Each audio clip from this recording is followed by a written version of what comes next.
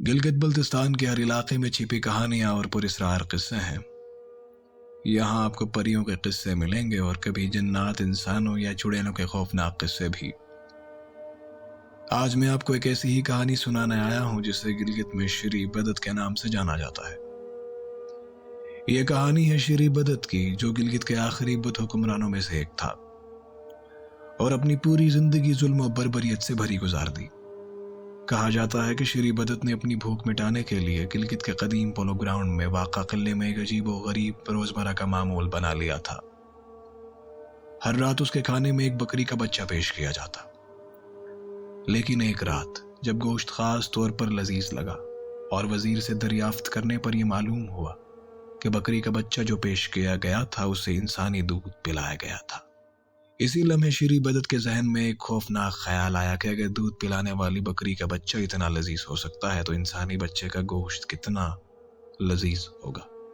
اس کے بعد اس نے ایک نیا حکم جاری کر دیا کہ روزانہ ایک انسانی بچے کو بطور خوراک اس کے سامنے پیش کیا جائے۔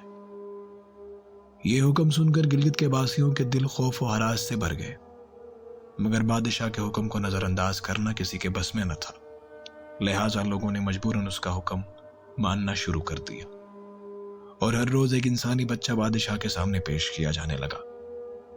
عوام شری بدت کے ظلم سے نجات چاہتی تھی، لیکن یہ آسان نہ تھا کیونکہ شری بدت کے پاس کچھ مافوق الفطرت طاقتیں تھیں۔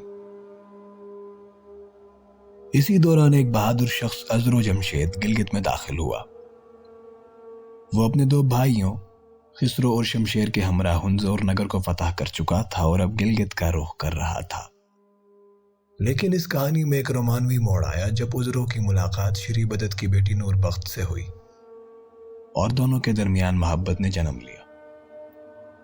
محبت کی اس کہانی میں نور بخت اور ازرو نے شری بدت کو قتل کرنے کی ترکیب سوچی۔ نور بخت نے اپنے والد سے یہ جاننے کی کوشش کی کہ اسے کیسے شکست دی جا سکتی ہے۔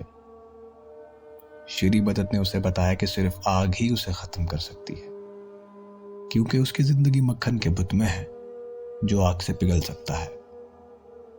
اب جب قتل کا طریقہ معلوم ہو گیا، نور بخت اور ازرو نے ایک منصوبہ ترتیب دیا۔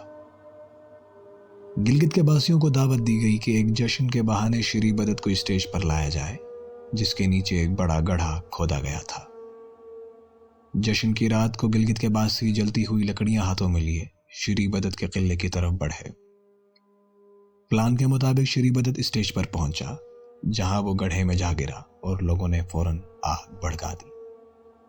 اسی طرح شری بدت کو زندہ جلا کر ظلم کا خاتمہ کر دیا گیا۔ یہ کہانی آج بھی زندہ ہے۔ ہر سال 21 دسمبر کو گلگت میں تالینوں کے نام سے ایک تہوار منایا جاتا ہے جس میں لوگ شری بدت کا پتلا جلاتے ہیں۔ یہ رسم آج بھی زندہ ہے، جس میں لوگ ڈھول کی تھاپ پر رقص کرتے ہیں اور آگ کے گرد جمع ہو کر ظلم کی شکست کا جشن مناتے ہیں۔ تو یہ تھی شری بدت کی کہانی، جو آج بھی لوگوں کے دل و دماغ میں زندہ ہے۔ اس کے انجام کا جشن آج بھی منایا جاتا ہے تاکہ یاد رہے کہ ظلم کی حکمرانی ہمیشہ نہیں رہتی۔